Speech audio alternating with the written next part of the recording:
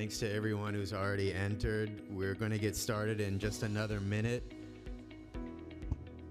If our ushers can encourage folks out in the hall to enter and find a seat.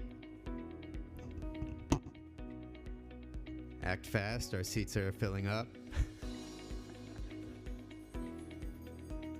There's the bell right here, the triangle.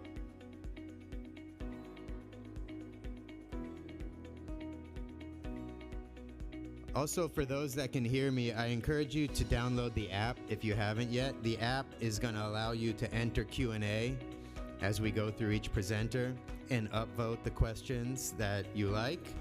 And that's what we will pick from at the end for the Q&A section.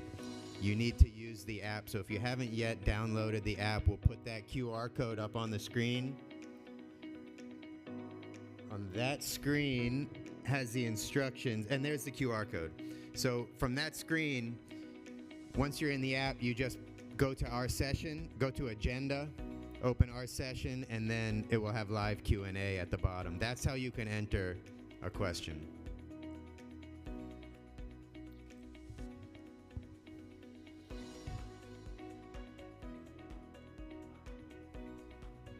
Okay, now we have it on this screen. So again, for those who just entered, I encourage you to download the app with this QR code. This will allow you to put in a question. We will hold all questions to the end, but as each speaker gives their presentation, if you have a question, you use this app. Once you've downloaded it, go to Agenda, go to Our Session, Parallel Session 3, and then at the bottom you'll see Q&A, live Q&A it says. And in there you can enter a question and you can upvote other people's questions. And when we get to the end of this session, I will pick questions from the app. So if you would like to ask a question, please make sure you have the app, Agenda, live Q&A. And with that, I think we are about ready to get started.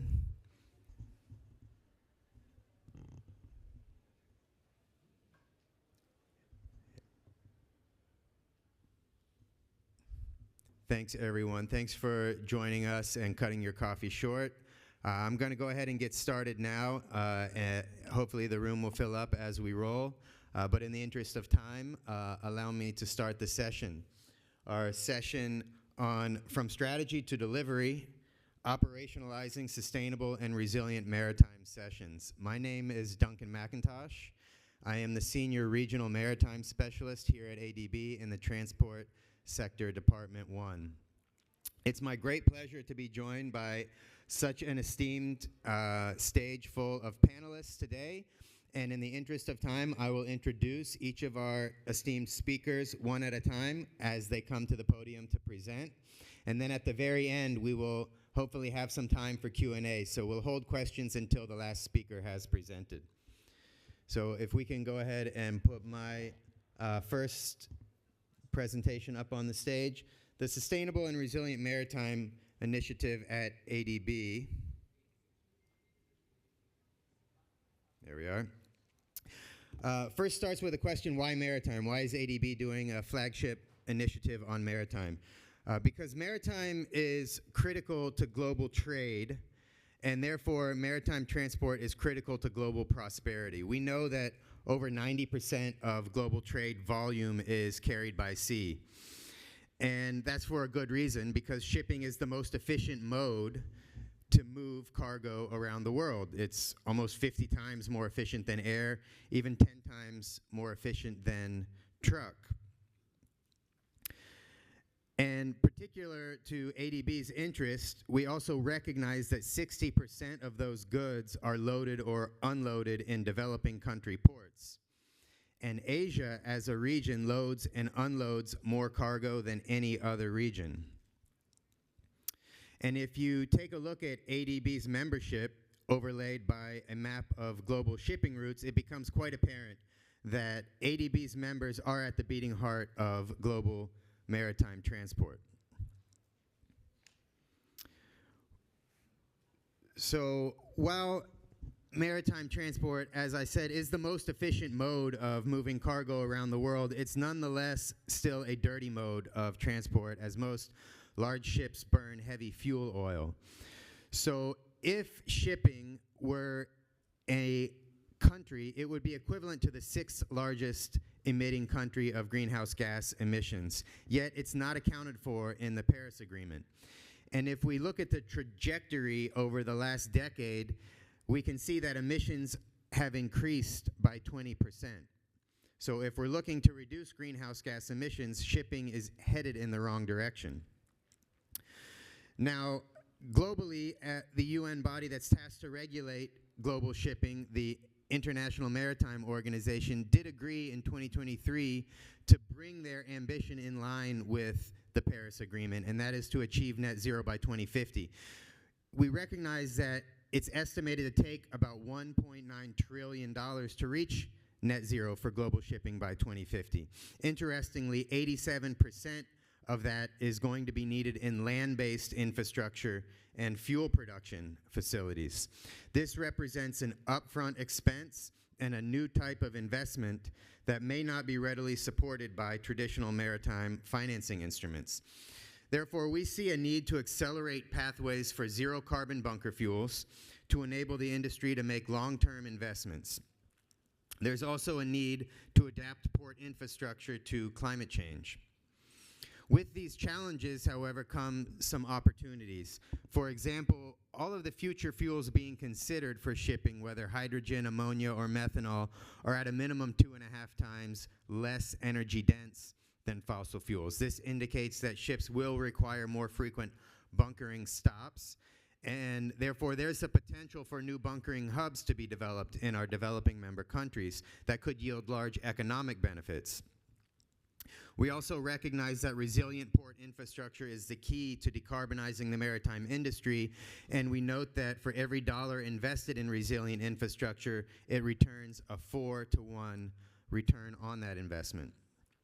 There's an opportunity now to fast-track the electrification, the digital optimization, and the shore power access at ports. These are technologies that are already mature enough to be used today and don't rely on future innovations. EETs, or energy efficiency technologies, are also available today that can reduce fuel consumption. And when you reduce fuel consumption, you not only reduce emissions, but you save money and make the transport of cargo and trade cheaper. We also note that 40% of maritime cargo is energy related. Therefore, ports will necessarily be the nexus of this energy transition. And at ADB, we aim to ensure that that transition is a just transition. Therefore, the decarbonization of maritime will depend on the development of electrofuels at or near ports, and ports should therefore consider becoming first movers in this space, for example, by supporting green maritime corridors. Last year at the World Ports Conference, ADB's President Konda gave the keynote address where he stated that we envision ports in Asia and the Pacific transforming into highly efficient, digitally enabled, energy integrated hubs. These ports will safeguard supply chains, generate local employment, foster regional cooperation, and position our economies for sustainable growth. Now, ADB's Sustainable and Resilient Maritime Initiative aims to achieve this through a programmatic approach, through ensuring a just transition with the financial and technical support to our vulnerable shipping-reliant developing member countries, by implementing electric and digital solutions at our DMC ports, by supporting energy efficiency technologies such as wind assist or hull lubrication, through supporting and promoting regional cooperation and integration, or RCI, for example, by harmonizing regional green shipping policies to enable a level playing field, through supporting the development of green corridors involving our DMCs, to enable our DMCs to decarbonize their domestic fleets, like harborcraft, inland waterway vessels, inter-island vessels. By ensuring the workforce is adequately trained, we recognize that the bulk of the world's seafarers come from ADB's developing member countries. By building partnerships with the private sector for knowledge sharing. And finally, by addressing the financing gap through a new ADB trust fund, the Sustainable and Resilient Maritime Fund, that we'll hear about more today. So with that, I will thank you for your attention, and I would like to welcome to the stage our next speaker, Dr. Masahiko Furuichi-san, the Secretary General of the International Association of Ports and Harbors.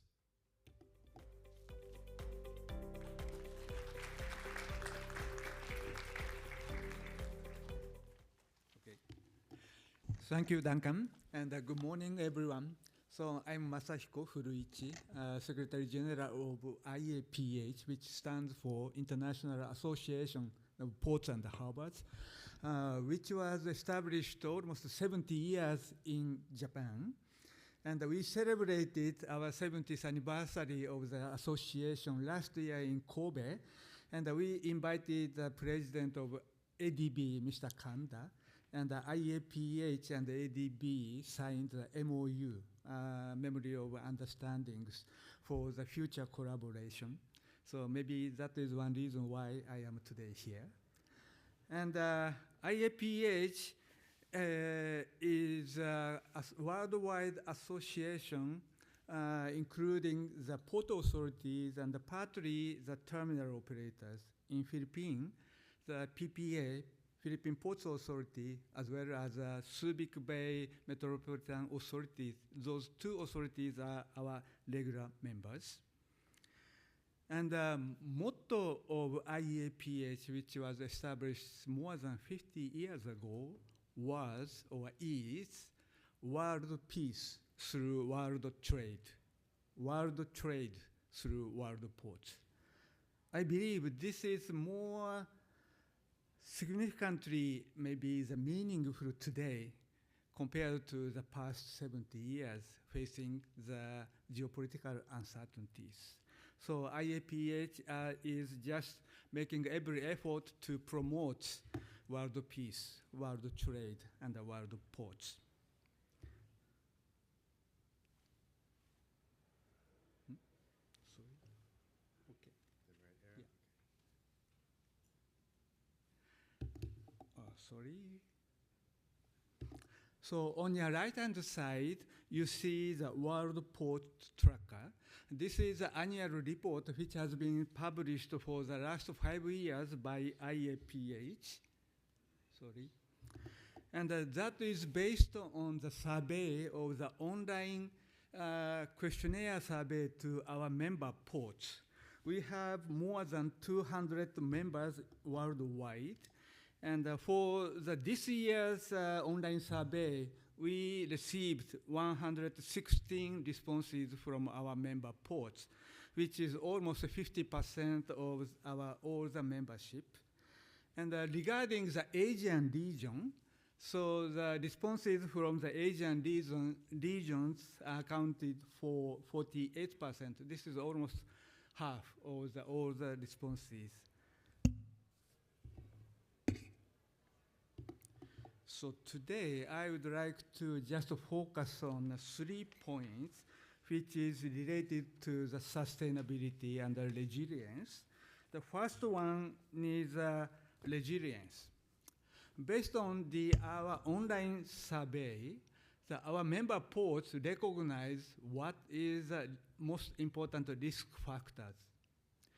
Conventionally, we have focused on natural disasters such as earthquake, tsunami, or extreme weather, or volcano explosion, something like that. However, recently, our concern has been moving toward cybersecurity. So most of you always understand all kinds of the systems are facing the risks for the cyber attacks. So just 3 years ago, Port of Nagoya in Japan, one of the major ports, experienced cyber attacks on a terminal operation system, TOS, for their container terminals. Port of Nagoya is a very unique port. Within Port of Nagoya, there are several terminal operators for container handling, but all the terminal operators apply the same TOS, terminal operation system. This is quite unique. In general, each terminal applies their own terminal operation system. So the terminal operation system applied in one terminal to the others are different. That is normal. But in Nagoya, all the terminal operators apply the same TOS. This is a very good advantage for promoting some specific policies, but this has a very big disadvantage once they receive the cyber attacks. All the container terminals stopped their operation by cyber attacks 3 years ago. They stopped 3 days and a half for all the operation. 3 days and a half is very short compared to the other examples or other experiences all over the world. However, the Japanese Japanese society are very much surprised, and they understood how important cyber security we need to improve. So honestly speaking, our IAPH website similarly experienced cyber attacks on the website. We received DDoS attacks. And our servers stopped operation of our website for about 1 week. At that time, I didn't know how to address this cyber attack and how to prepare for the future attacks. Then I asked our IAPH president, who is Jens Meyer from Port of Hamburg, Germany. He is an IT specialist, and he introduced me how to address the problem, and we succeeded to recover within 1 week. So seeing is believing. Without any experience of the cyber attack, you don't understand how significant the impact you will see on your operation. So without any experiences, the top management of the port authorities and the terminal operators are supposed to prepare for cyber attack. So next one is digitalization. Maybe from the bottom to the top, I will be talking about. So Maritime single window was introduced by IMO for those countries who ratified IMO FAR conventions. So Maritime single window implementation is compulsory. However, according to our survey, only 46% of the respondents, their maritime single window is operational. The remaining half, maritime single window is not yet operational. So this is very keen for all the port authority to implement the maritime single windows. From the second from the bottom, port community system. Port community system is different from maritime single window. Port community system deal with any kind of the communication between ships and land, between shippers and consignee, and business to government, and business to business. So each port applies their own port community system. However, only 42% of the respondents of the online survey applied and operational for their own port community system. The remaining half is yet to operational. The last one is the top, AI, artificial intelligence. This is very much good, big surprise for me. So artificial intelligence is still not promised technology for me, but 42% of the respondents have already applied AI onto their operations. This is a big surprise to me. Last one is decarbonization. So last month, April, so last month,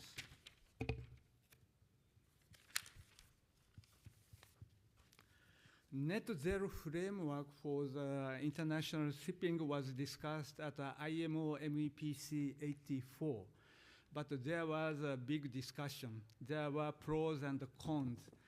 I think we need some more time to address and to negotiate and to reach to the consensus among the member countries. So it is still unclear for the future for net zero framework, but ports should be prepared for accommodating new fuel engine shipping. For example, so the LNG fuel engine ships, they are already popular, very much popular, but only 33% of the respondents of our member ports apply the bunker fueling for the LNG. That is only 1/3 of respondents. Similarly, 24% of our respondent ports are operational for the bunkering fuels or the biofuels. However, ultimate carbon neutral fuels should be the ammonia or the hydrogen, but they are only 1% or 2%. So ammonia and hydrogen remain in the very much early stage for the adoption. But these new fuels, how to accommodate that is something like a chicken and egg. Who first apply? So maybe shipping company apply first, then ports should follow the shipping company. So once this percentage exceeds 50%, maybe all the ports are supposed to accommodate all kinds of new fuels, including LNG and the biofuels. So this is what I am seeing based on the online survey for the IAPH member port, how sustainability, resilience, digitalization, and decarbonization, we are still on a priority stage, or we are on an implementation stage. So thank you very much for your attention. Thank you, Dr. Furuichi-san. Allow me to welcome, please let's welcome to the podium our next two speakers, Ms. Lynn Tutran, Greenport Consultant with Haskoning, and Mr. Justin Cross, Maritime and Port Strategy Consultant with Haskoning. Thanks, Duncan. Yep, that's us on stage, Justin and Lynn, and we're here from Haskoning, and we're short on time, so I'm going to jump straight into why we're up here. Duncan mentioned this morning in the opening that the Sustainable Resilient Maritime Fund is currently being set up by the Asian Development Bank, but as part of the process of bringing donors on board and really understanding the need for this fund, an important part is preparing a project pipeline. So Lynn and I have been brought in to help develop this pipeline, and we're looking at it from a sovereign perspective. How are we going about that? It starts with project identification. It says on the screen 20 projects, but actually we start with a much, much longer list than that. We look at all the countries where ADB is operating. We look specifically at the countries where there's maritime interest, and we look at what's currently going on in those countries. With this long list of pipes, this long pipeline, we then start looking at stakeholder alignment, really making sure that the projects that are being identified match the priorities of the countries. And eventually, the project will be positioned for setting out under the fund. Just a little bit more about how we're approaching this. So it starts off with a lot of desktop research, understanding what projects are currently underway in each country, understanding what the priorities of those countries are. We look at it from a policy perspective. We look at it from the challenges that each country is facing. So whether it's around congestion in the port, or it could be climate-related challenges, those challenges could ultimately translate into new projects. And so we start to develop this pipeline of projects. Stakeholder engagement is crucial, so we're engaging with ADB. But a large part of the reason we're up here is also to encourage DMCs and others that may have an interest, ministries, if you have specific projects in mind that you want to be part of this pipeline, we really encourage you to make contact with us and come talk to us. There's other sources that we're using, so if you're not familiar with it, ATO database is a very useful reference, and then there'll be further consultation as we go along. In line with the Paris Agreement, the International Maritime Organization has set up the ultimate net zero targets for net zero emission by 2050. And it gives a rationale for international maritime parties, from governments, port authorities to financial institutions, to further put into the cooperation and push the decarbonization progress in the maritime industry. And we set up an preliminary research structure comprising of 4 teams with 8 categories, capturing all aspects of potentially sustainable maritime development.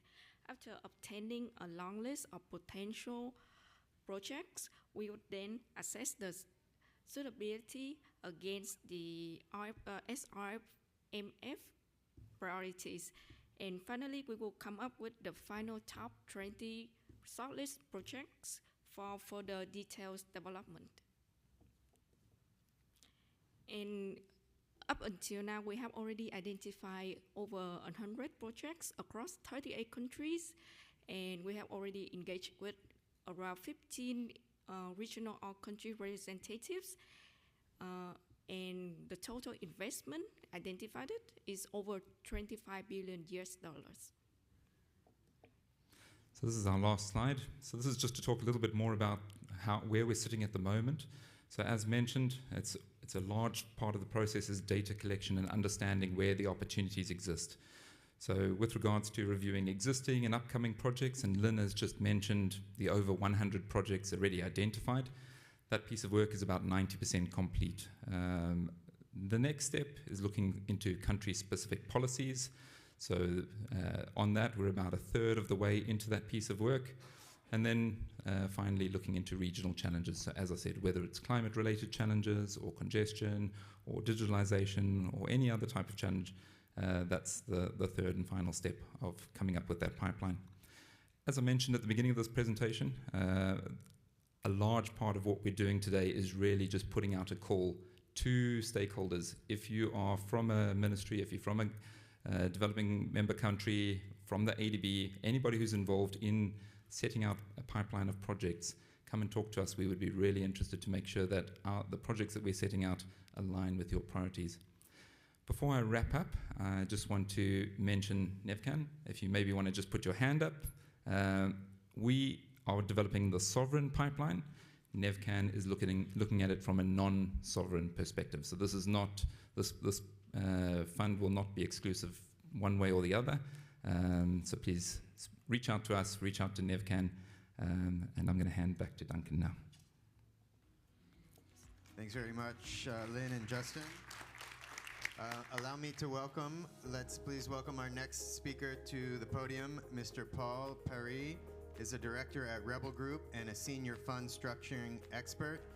He will give the presentation on behalf of himself and our other panelist, Mr. Rutger de Witt-Vingen, senior legal and governance and ethics professional and the former general counsel at the Green Climate Fund.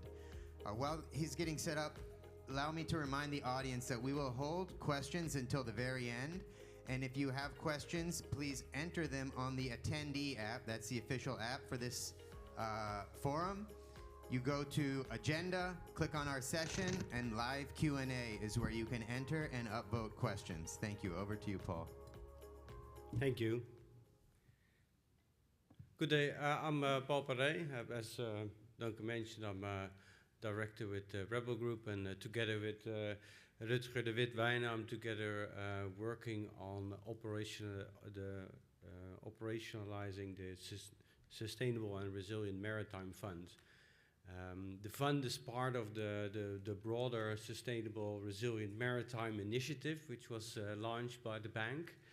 The main purpose of the fund is to close the gap between the Asian Pacific maritime sector urgent investment needs and the limited financing tools that are available in order to make projects bankable. In that sense, this fund should be seen as a transaction enabling a platform in order to support ADB's bank operations in both sovereign and non-sovereign operations. So in order to explain a little bit of why this fund is needed, if we look at the broader perspective, we see supply chain and climate shock. So over the last year alone, Asian Pacific ports had around $650 million in climate damages alone. We had supply chain disruptions, for example, over the last couple of years in the Red Sea, in the Suez Canal. It's led up to longer transition times. And now with the ongoing fuel crisis, there is a bigger need for fuel diversification and also ongoing regulatory pressures that makes it needed. So this alone creates about a $10 billion financing gap for the next 5 to 10 years to realize these investments. So why are these investments not happening at the moment? And the reason is a lot of these projects are not bankable yet. A lot of projects, they deal with new technologies, uncertain demand, unclear revenue models, and as a result, they need support. If we also look at, for example, climate resilience, they result in future losses, but it's sometimes unclear how they result actually in direct revenues in the future. And as a result, the banks are not willing to finance these yet. The fund is looking to support these projects from upstream, midstream, and downstream support, looking at upstream support, building institutional capacity, supporting national climate resilience strategies, building that agenda, and subsequently also the midstream support is in de-risking projects by preparing projects, and the downstream support in providing more concessional capital in order to mobilize private investments into the sector. So how will the fund operate? The fund will have two windows. The first window is the technical assistance and grants. This will be primarily focused on early stage project preparation and making sure we are building that pipeline, that we're building the policy, that there is that these projects are identified.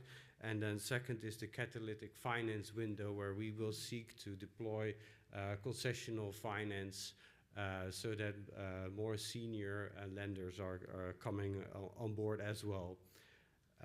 So just as an example, how might this look like? So we took the example of and if I hope I pronounce it properly, is Shindambarar port in India. So if we then look at, for example, such a holistic port modernization project, we are looking at alternative fuel bunkering, offshore wind pilot, battery storage, and a green hydrogen.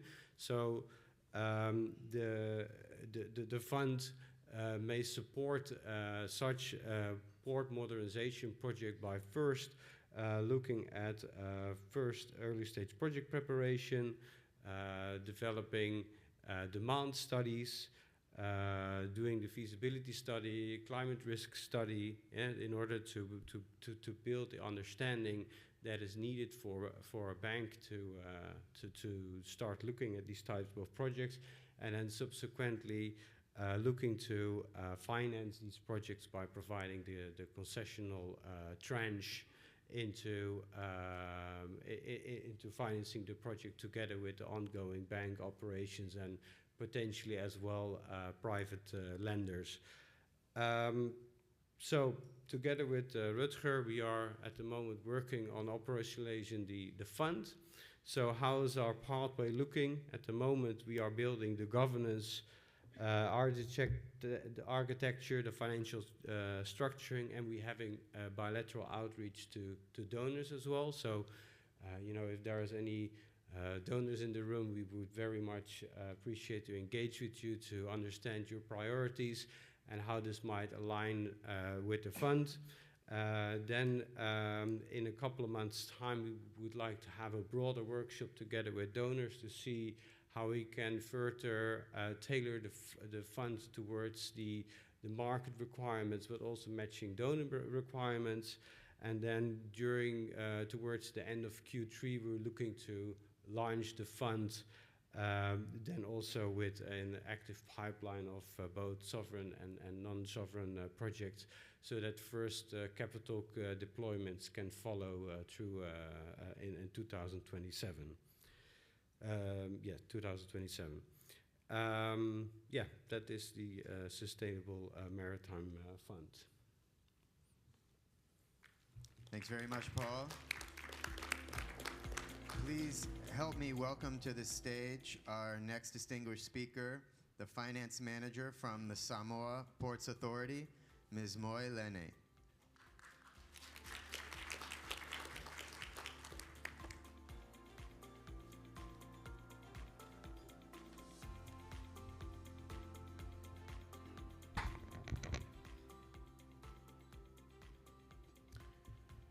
Talofa and good morning all, esteemed directors, speakers, and participants of the Maritime session. Before I begin, I wish to acknowledge the opportunity given to the Samoa Ports Authority to share our experience. I extend our sincere thanks to the Asian Development Bank for providing this golden space. Our forum theme, From Priorities to Actions, sets the tone.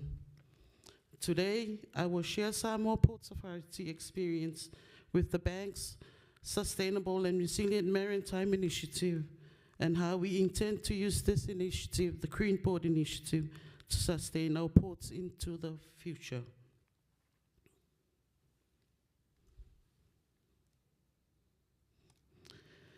The Samoa Ports Authority manages 6 key ports across Samoa: the Mulifanua Port, Salelolonga Port, Sau Satitoa, our regional port at Matautu, and our main international port. Apia Port has been chosen as the pilot project for the Green Port Initiative. This initiative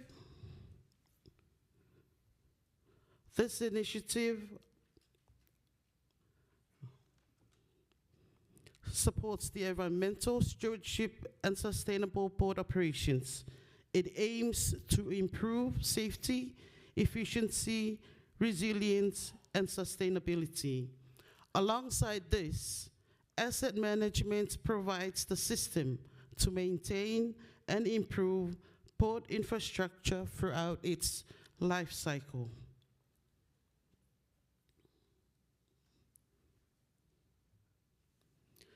So how these two projects connect?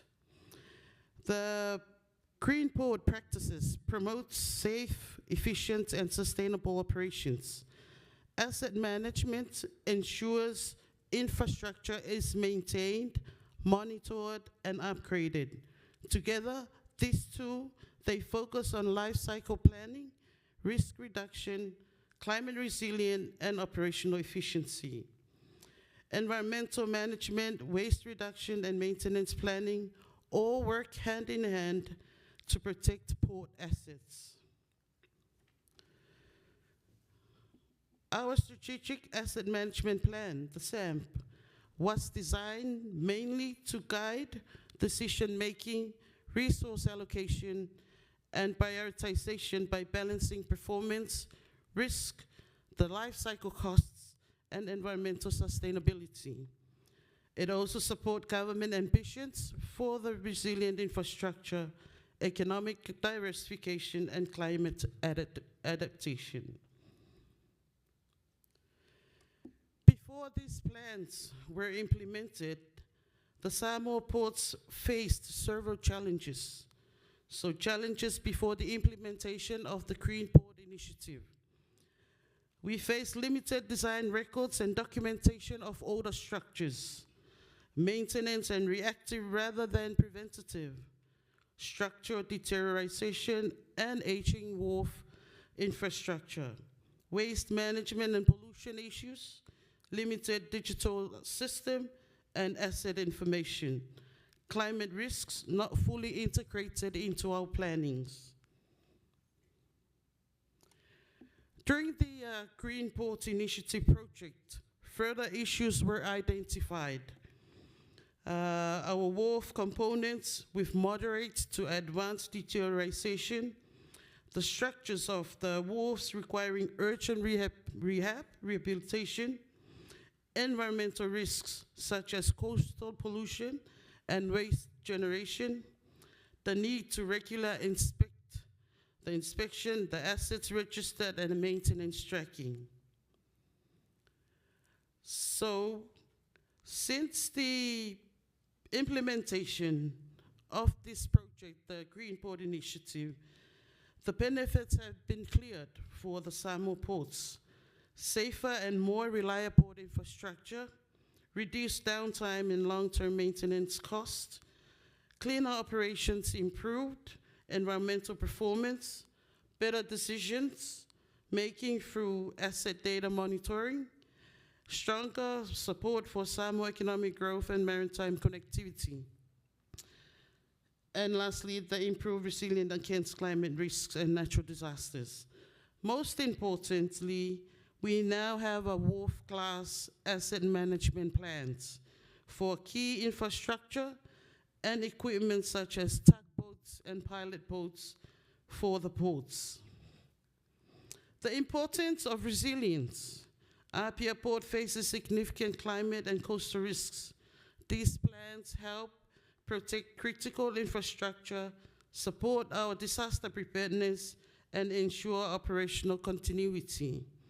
They strengthen Samoa's economic and maritime resilience while improving long-term sustainability and service reliability. To sustain and expand the Green Port Initiative across all Samoa ports, we need a strong digital asset management system, qualified human resource to regular inspections and preventative maintenance, secured funding for repairs and upgrades and environmental programs, ongoing staff training and capacity building, above all, a long-term commitment to successful implementation. To conclude, the Green Port Initiative and asset management are closely connected. Sustainable environmental practices protect and extend the life of port assets. Effective asset management supports safe, efficient, resilient, and environmentally responsible operations. Together, these two, they support our vision, the Samoa Ports Authority vision, for a greener and more sustainable future. As our theme reminds us, the theme for this session, from priorities to action, Samoa Ports Authority is now seeking funding to action the provision of digital asset management system to ensuring the sustainability of the Green Port Initiative. Whaftai, and thank you. So hopefully, by the end of this session, there will be a guarantee fund from ADB to fund our asset management system. Thank you. Whaftai lava. Whaftai lava tamaita ilo sunga lene. Thanks very much. And let's please welcome our next speaker, Dr. Bhushan Taskar, who is a director in the projects team and the lead for the Global Center on Maritime Decarbonization's Data and AI-enabled initiative. Thanks, Duncan, for the introduction. So today I'll be presenting some of the results from our ongoing study on evolution of new fuel bunkering landscape. So why we started with this, right? All of us know that fuel transition has to happen. It's not optional, But then uncertainty comes in how fast will it happen and what will be the trajectory. And some of the key uncertainties come from regulatory uncertainty. For example, evolving regulation, we are still not sure about IMO net zero framework. That has quite a big uncertainty, but there are other factors like geopolitical tensions, conflicts, etc. All of these result in lots of questions for different stakeholders. And then if we look at individual stakeholders, we can see that their questions are different, but they are also interlinked. For example, ports will be asking when it comes to transition to new fuel, what type of location are potentially more favorable to offer such services?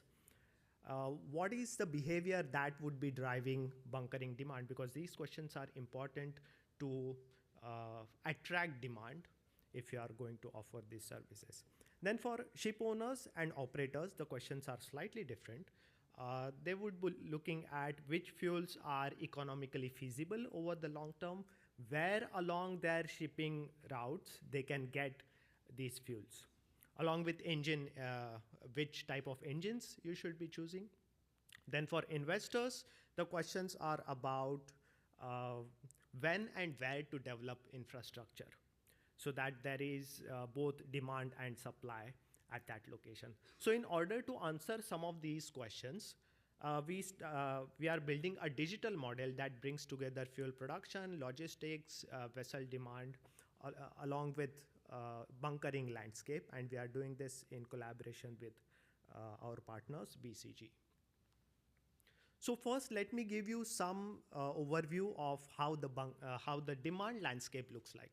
So we looked at the trade volume along different sea lanes, and what we found that the sea lanes highlighted in red are the ones carrying 80% of trade volumes. And this is very much in line with what Duncan showed earlier, that if you know this is the area where trade is concentrated, it gives us some idea about where the demand for bunkering would come from. Then on the other hand, we have supply landscape.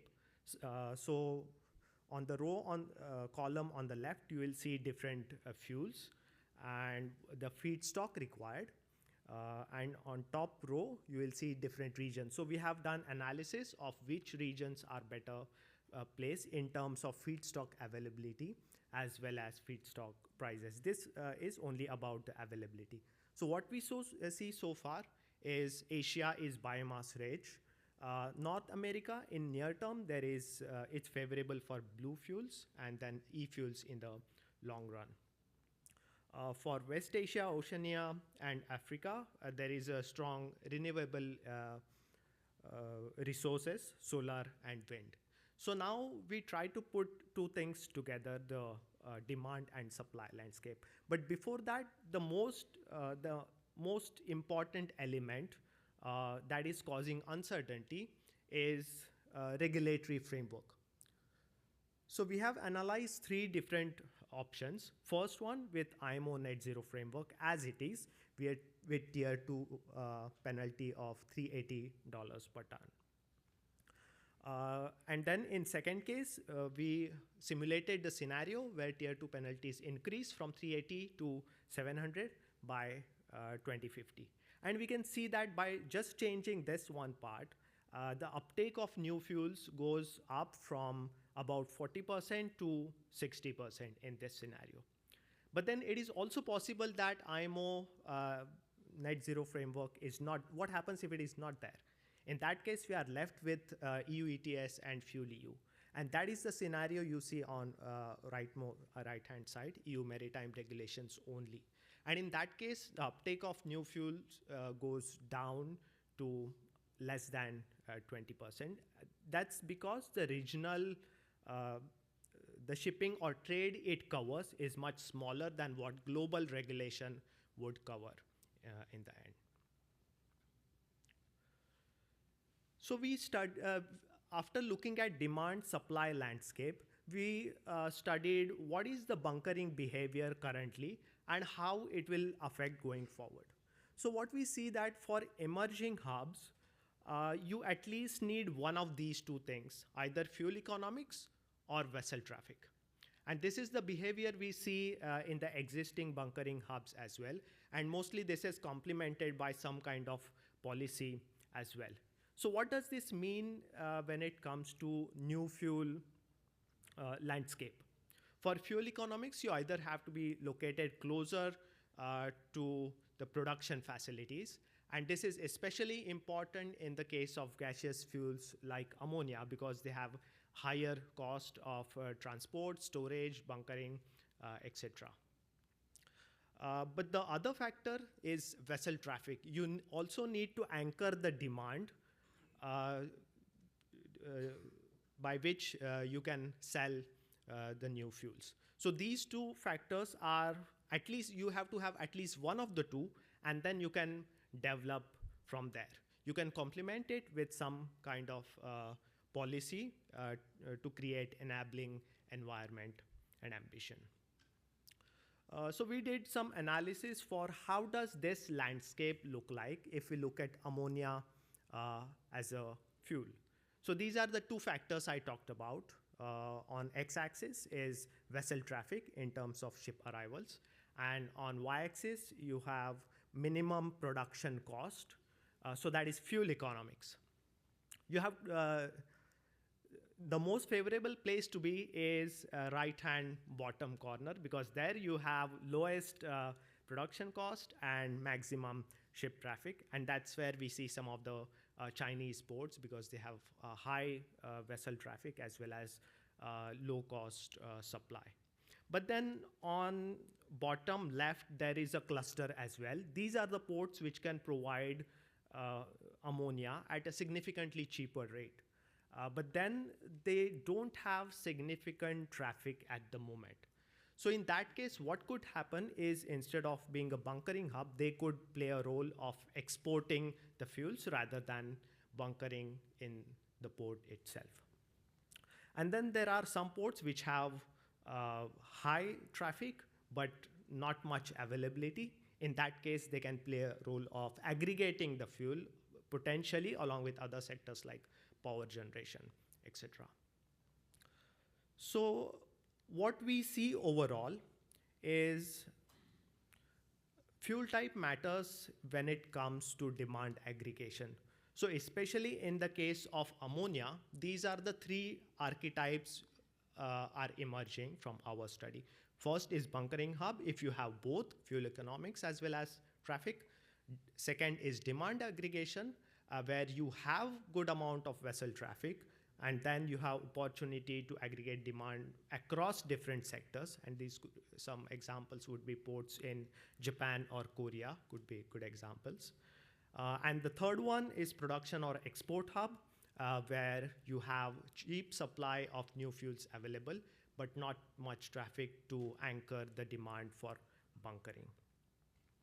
And as I mentioned before, we have seen that the global measures has much larger effect if you measure in terms of the sector-wide abatement of CO2, because they simply cover much larger, they have much larger coverage. So one more thing, because there is a lot of uncertainty in terms of regulation, fuel prices, etc.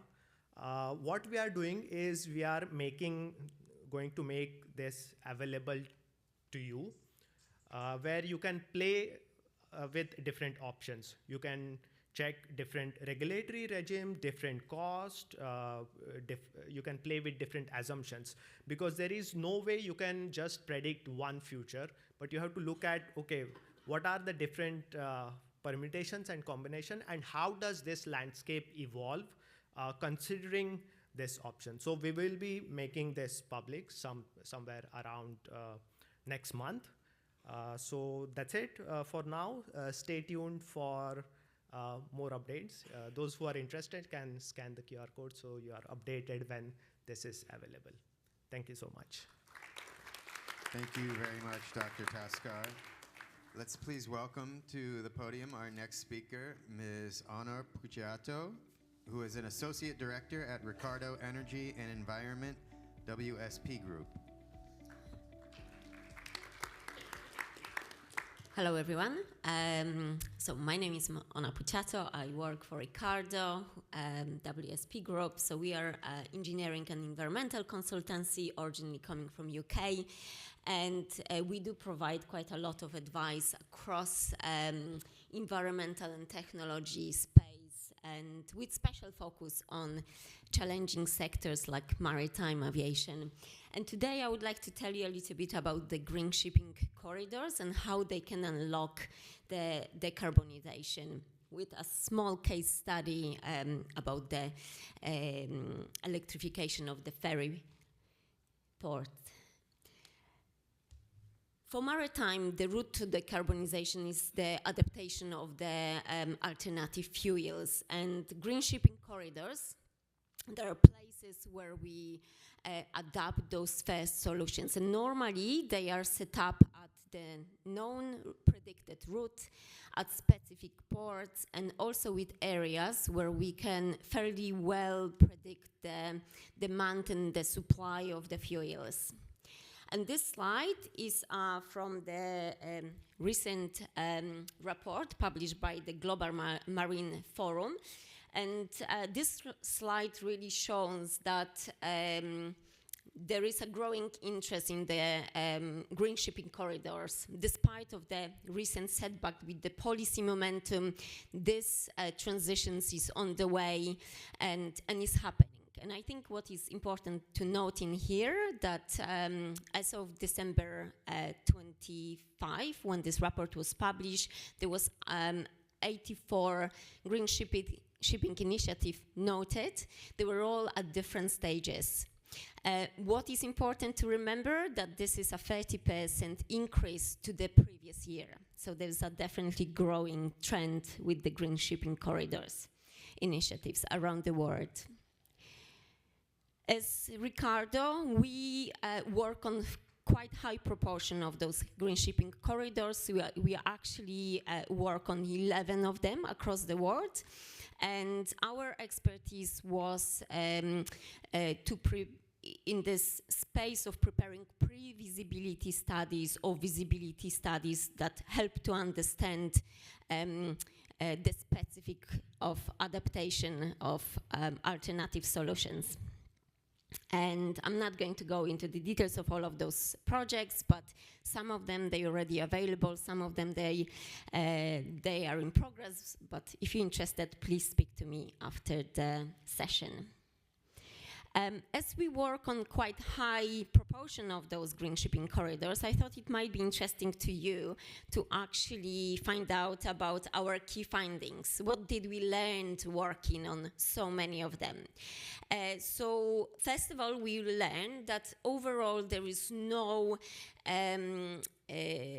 barrier to implement those solutions in the short terms.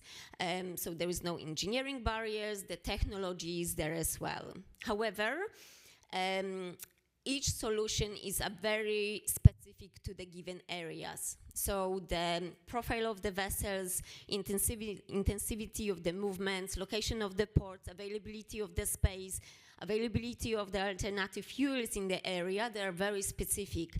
And because of that, there is no one template that we can apply across different areas. So those visibility studies, they're quite important to really identify the right solution.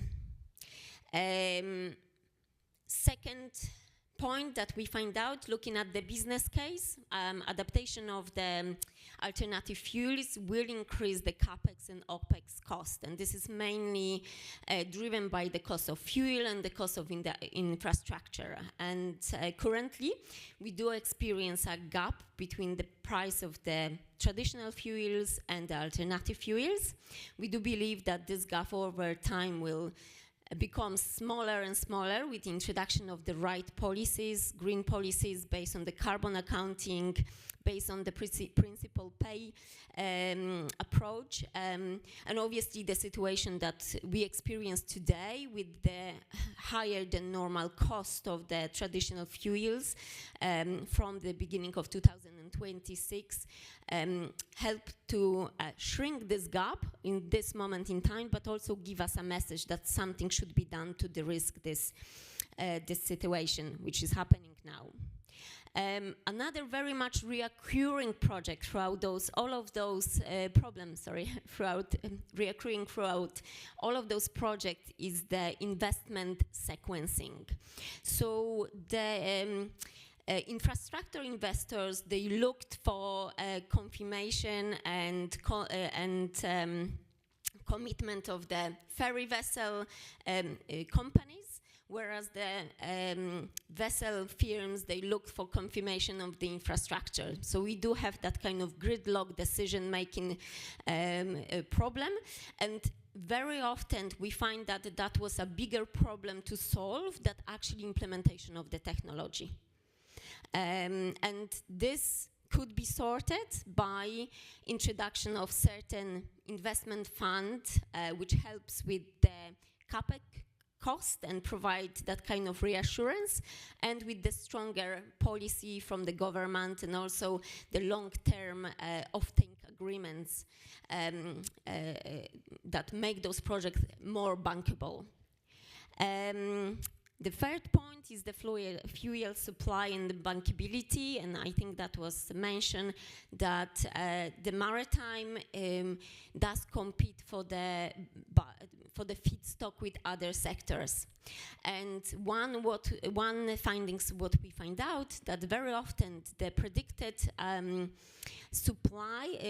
the predicted demand of the fuel in the green corridor actually exceed the supply. So basically more is needed than what is currently on the ground. So once again, there is this problem with the bankability and lack of infrastructure. And then lastly, something which has to be also considered is the infrastructure and the safety readiness. All of those projects, building infrastructure, that all takes time. And also, by introduction of the different type of fuels or electrification, we do have to consider certain different level of safety. And that will all impact our final design. And very quickly, because I know I'm run out of time, I would like to tell you about this short case study about the electrification of the ferries in Turkey. So we were approached by the international maritime organizations, and we were asked to test a different option of electrifications of the ferries operating within this area. It was around 70 ferries operating across 25 ports. So additional to looking into that kind of economics and what is the best solution for the electrification, so assessing full electrification, hybrid electrification, we also looked into the environmental, health and social impacts of those options. And the aim was to select 3 options. And that's what we find out. So first of all, there was a technical visibility to adapt the electrification across all of those ports. Second findings was that the electrification will bring a very significant health and social benefit to this area by improvements of local air quality and creation of the new job, which all have been added into the economic assessment of those options.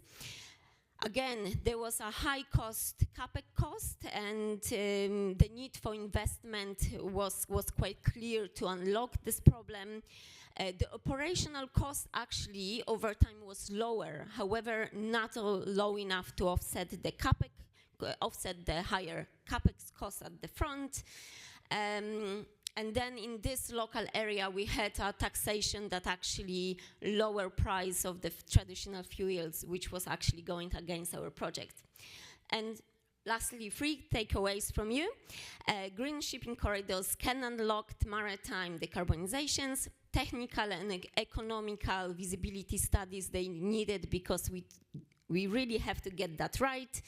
Price gap can be closed by the right policy and stronger commitments, and electrification is promising, but the high capex cost needs to be addressed. Thank you very much. Thank you, Ms. Honor. Please, let's welcome our last speaker to the podium, Ms. Jackie Spiteri, the Managing Director of SESG. Okay. Hi, everyone. Thanks so much for having me here today. I'm here today to introduce you to the Green Ports Toolkit. I'm not going to tell you too much about it because we've got a deep dive session tomorrow, but I will give you some key highlights. I've also kept my presentation quite short, being last in line. I kind of thought that we might not have too much time left, so hopefully this will just be brief, but I will just work out how to change the slides. Is there a magic way of changing the slides? Because the clickers... Okay, thanks. So I guess just before I dive in, the Green Ports Toolkit is really being designed to be a practical framework. It's being developed with support from ADB, and the idea behind it is it's really there to help ports navigate an increasingly complex sustainability landscape.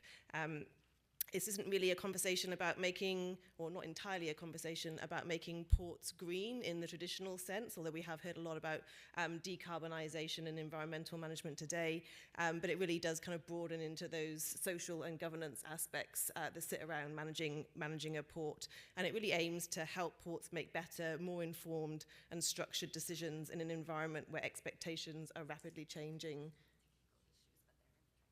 That's okay. So we're having some technical issues with my slides, but I'll crack on anyway. So today, ports are being asked to balance trade growth, climate resilience, community outcomes, decarbonisation, and investment priorities, and often all at the same time, whilst trying to manage day-to-day operations of a port. I don't have slides, but I will kind of keep cracking through the detail, although the slides would have been helpful because they show the detail. But anyway, ports sit at the, here we go. There we go, look at that, perfect timing. I'll just go back once. Okay, so ports sit at the intersection of three major forces. First, we have trade. So ports underpin global commerce and move the majority of the world's goods. And I think we've already heard some of those statistics today from some of our other speakers. Secondly, ports are economic anchors. They create employment, they enable development, and they support broader social outcomes. More often than not, ports are located in close proximity to community areas. And then third, and an emerging risk that's becoming all the more common now, is climate risk. So ports are increasingly sitting at the front line of rising sea levels, flooding, extreme weather events, as well as transition pressures associated with decarbonising our own operations, but also the operations of those ships visiting our ports. And that really does create a fundamental shift. Ports are no longer viewed simply as logistics infrastructure. They're now expected to simultaneously deliver environmental, social, and climate outcomes alongside operational performance. And while that expectation sounds quite reasonable in principle, the reality on the ground is far more complicated. Because if we step into the shoes of a port authority, we see a very crowded landscape. There are international frameworks, national requirements, regional strategies, investor expectations, our workforce expectations, expectations from our communities. We've got lender requirements, we've got industry standards, and we've also got multiple agencies and stakeholders involved. So not only do these requirements often overlap, but they can frequently evolve at different speeds. And at the same time, ports across the region vary in their very nature, and they also sit at different stages of maturity. Some are highly advanced and data rich, others are operating with limited staff, constrained budgets, and competing priorities. And many are still building the systems needed just to establish a baseline understanding of performance. So the challenge isn't necessarily ambition, it's more about translation. How do we turn all of this complexity into practical decisions and on-the-ground realities? This is often where ports become stuck. So 3 questions repeatedly emerge. The first is, where do we start? The second is actually what matters most to my port and to my stakeholders. And the third is what is realistically fundable. And without a way to prioritise, every issue starts to feel urgent. Ports either attempt to do everything, which spreads effort thinly, or they delay action altogether because the pathway forward feels unclear and overwhelming. And perhaps most importantly, even strong sustainability plans can struggle if they cannot be translated into investment logic or they cannot be operationalized. And so this is where the Green Port Toolkit comes in.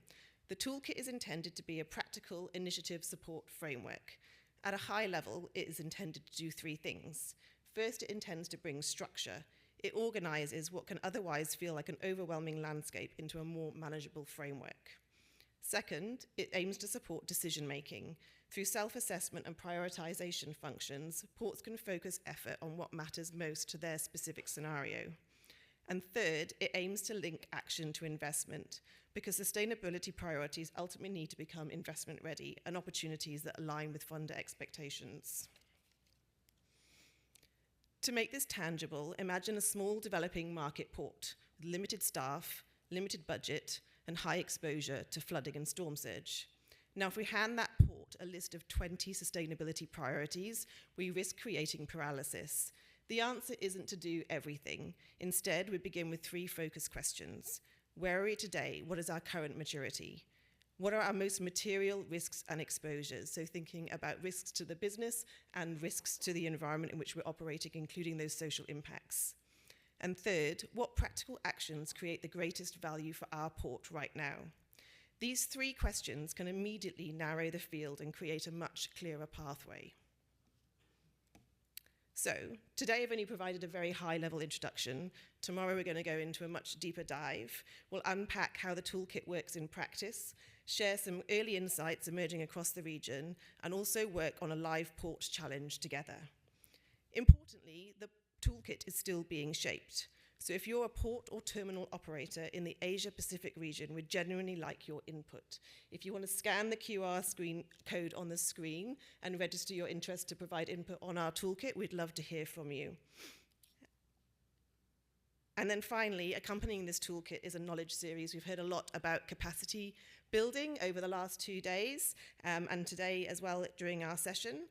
So if you'd like to join us for the next upcoming webinar, please, again, scan the QR code there. This will also take you to the data room where we have all of the previous webinars and all the upcoming webinars, so you'll have access to see what's coming up. Thank you so much for your time today. Apologies about the presentation at the beginning. And yeah, I look forward to talking to you more tomorrow. Thank you. Thank you, Jackie. And let's please thank all of our presenters today for such really insightful and interesting presentations. We have about 15 minutes before lunch, and so a reminder that you can post your questions to the event app. You just click on the agenda, go to our session, and then you'll find live Q&A at the bottom. So I'll take a few of the questions that people have already posted to the app, and if you like a question, you can upvote it as well, and it'd be more likely that I'll find it. So this is one that may be answerable by a number of our speakers today, so I'll just allow you to jump in, first come, first serve, to this interesting question from the chair of Yanjiang Green Energy Industry Science and Technology Center. And the question is, for harbor cities that are powered by offshore wind power, such as Yanjiang, how could the port be more resilient?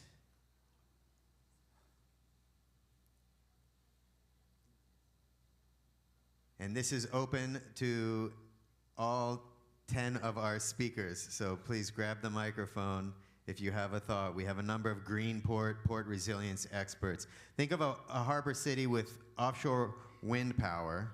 How could the port be more resilient? I'm happy to have a go. Please, Jackie.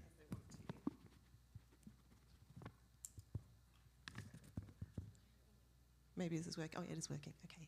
I think in terms of resiliency for a harbour city port, it's not just thinking about what you've, I mean, not just thinking about the offshore wind port component, but it's really thinking about your port as a whole, and thinking about kind of scenario testing, so thinking about those kind of future scenarios that you might be exposed to. And so that in itself, if we think about climate, for an example, looking at those trajectories, so looking at kind of what a low transition scenario might look like from my port, and thinking about the risks and exposures, but also the opportunities that sit around that versus a high transition, a high risk scenario, and then thinking about, okay, well, what are the kind of more physical risks that are going to be exposed to my port? And once you start to understand what those potential exposures are, then you can start to think about, okay, well, what have I already got in place in terms of mitigation measures, and do I need to introduce anything else in order to further boost that resilience for my port operations? So that's really thinking about it from a climate resilience lens, and then thinking about, you know, what sort of mitigation measures do I need to put in place for physical? Are there nature-based solutions that might be appropriate for my port? Do I need other measures to manage that physical risk? What can I do from a transition perspective? What are the requirements for me to manage my operations? How can I influence others' operations in order to reduce some of those transition-related impacts? But then also leveraging those transition-related opportunities. So what can I do with the space that I've got in terms of diversifying and bringing in the kind of low-carbon technologies and further kind of building resilience in that way?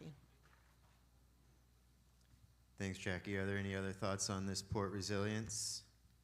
Yeah, I think it's an interesting question, because the way it's framed is the harbour city is powered by offshore wind power, and how could the port be more resilient? So the first question I would ask is, well, if you're already generating a lot of renewable energy, are you using that renewable energy in a productive way in your port? Are you providing shore power to vessels? Are you encouraging vessels to use shore power in the port? Are you then providing incentives to vessels that use shore power in the port? So that's building on what appears to be sort of an existing situation. But then to build on what Jackie was saying, we tend to look at green ports as multi-theme. We typically look at it, and we'll talk about this again tomorrow. We talk about 8 different themes that we think about. So from a resilience perspective, does your governance, your policies, your port policies, your procedures, are they aligned with good resilience? From a climate and disaster perspective, have you put good procedures in place if you are struck by a tsunami or typhoon or fire in the port? Do you have good procedures to recover from that? What does your business recovery plan look like? Pollution prevention. Have you considered pollution prevention in your green port strategy? How are you thinking about biodiversity and biodiversity protection? I think a big thing about what Jackie was talking about in the case study is social sustainability and having good relationship with your neighbors, but also in terms of your own workforce. How are you encouraging development of your workforce? So sustainability for us, when we think about it, is not just responding to climate change, not just economic sustainability. It is multi-factor, and I think that it needs a broad assessment. Thanks, Justin. A question that relates to resilience is essentially whose role is it to push this? So the question is, how do you see the role of the maritime industry authorities in the operationalization of sustainable and resilient maritime systems? So what is the role of the maritime industry authorities? Seems like there's 2 entities identified in that question. You have an industry, you also have maritime authorities, which may be the state. So what's a respective role? Who needs to be the champion, and what roles do each of these entities take?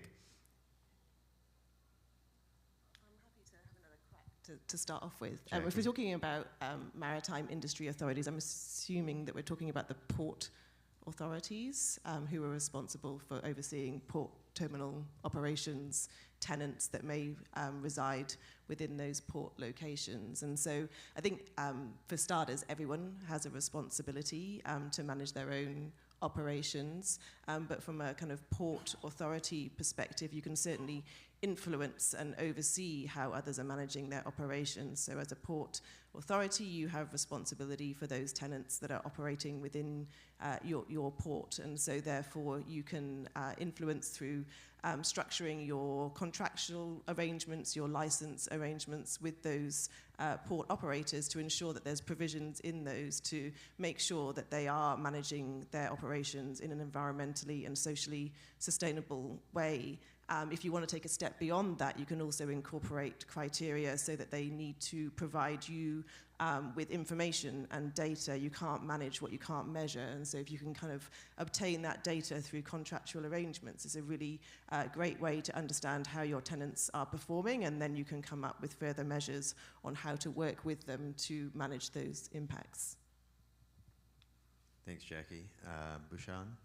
Yeah, maybe I can add something. So authorities can refer to port authorities, or it can even be government or some other entities, right? So in the case of bunkering landscape, what we saw was there are multiple ways how authorities can support. One, on the demand side of thing, how you can push port performance by it could be through digitalization or looking at port readiness in terms of handling new fuels, or even making it more efficient, because that matters in terms of anchoring the demand. It could, on the other hand, it could also be the supply side policies, how you can enable production of new fuel. It could be something related to green hydrogen, for example, or hydrogen derivatives, and that's the other way of supporting some of the policies which can then push the transition forward. Yeah. Thanks, Bhushan. I have a question here about solutions that are yet to be proven versus technologies that are available and ready to deploy. So the question is asking about, there seems to be a focus on port ops where solutions are largely yet unproven. So I'll take that to refer to maybe alternative fuels, some things like that. And then it asks, what is the view on, for example, electric commuter ferry systems where proven and certified technologies are available and ready to deploy?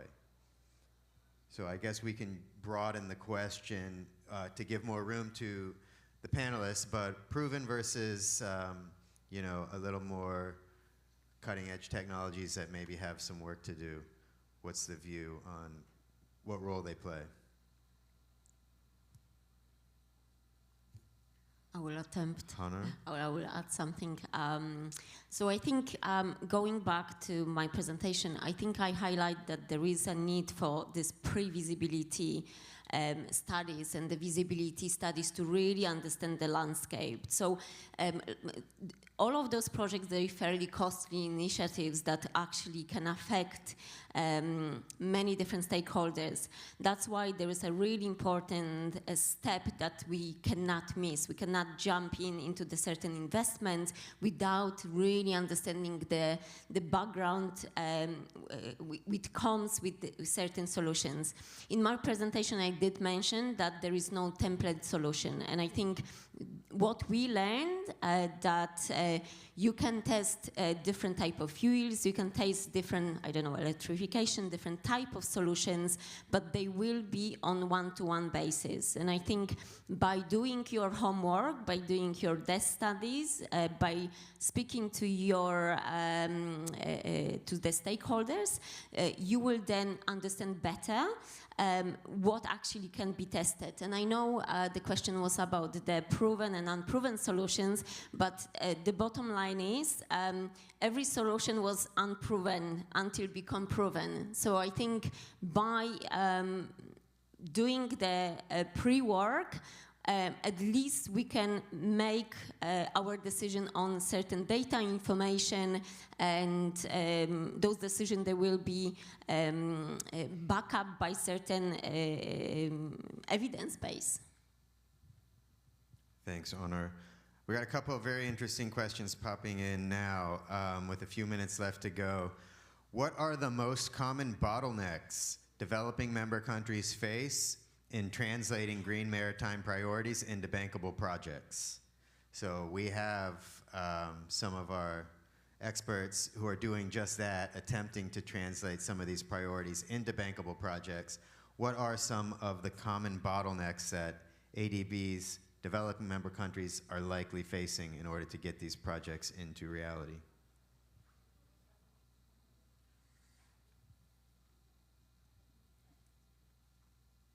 I see Anna reaching for the mic. Please. I can start, but please chirp in. So I think I would say Afriki, from our perspective, like I said, on lesson learned, just working a little bit more in this environment. So I think the clear policy. So no one really wants to commit. And I mentioned about this gridlock of the policy decision. So because there is no clear direction and maybe policy, I think there is a really struggle to commit. And because of that, no one really wants to do the first step or put the money in, or those projects that are not bankable. And then and I think then it will be the infrastructure readiness. So making sure that we can provide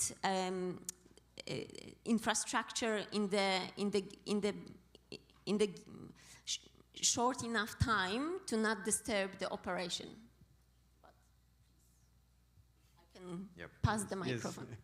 Yes. Generally, the question is a lot with authorities where to start. Basically, they need support. They don't know always, where they, what their agendas should be, how to coordinate with the policy. So this is really where where we see intervention for the fund is to support with these very early stages of project identification, of the project preparation, really building that pipeline that subsequently can cause for uptake by bank operations, and then subsequently also where the fund then can help is providing that concessional capital so that there is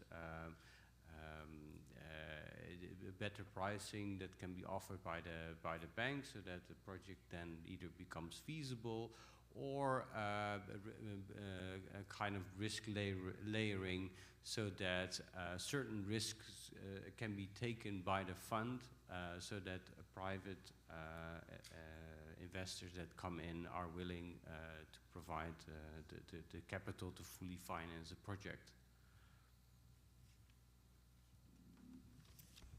Well, we've reached the lunchtime in today's schedule, so with that, we will conclude today's parallel session. Thanks very much to everyone in the audience for joining us, especially those who engaged with us via questions, very insightful questions. We appreciate your participation. And please, one final round of applause to our very distinguished panelists.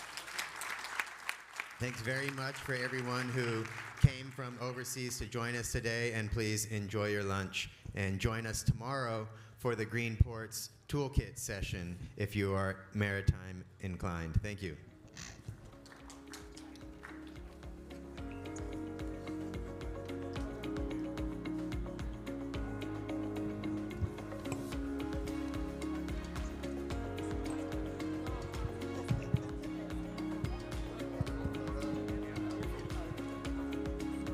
This is just a reminder for participants to please don't leave your things unattended in the room. So please do bring them with you. So once again, please do bring your belongings with you, and please do not leave them unattended in the auditorium. Thank you.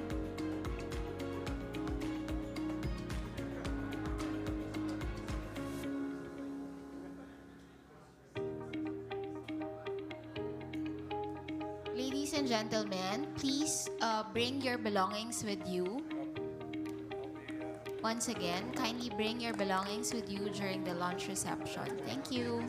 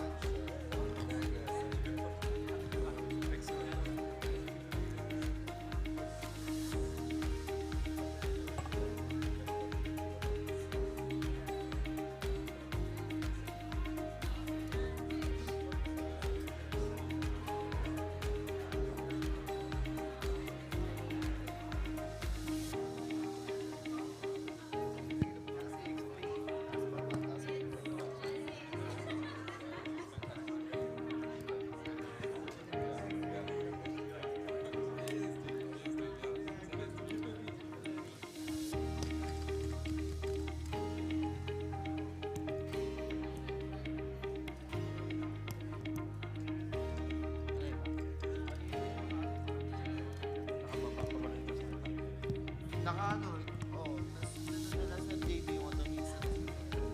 Pag walang na-dedicate, parang ipa-priority yung pinakamalakas na core. Kunyari ito,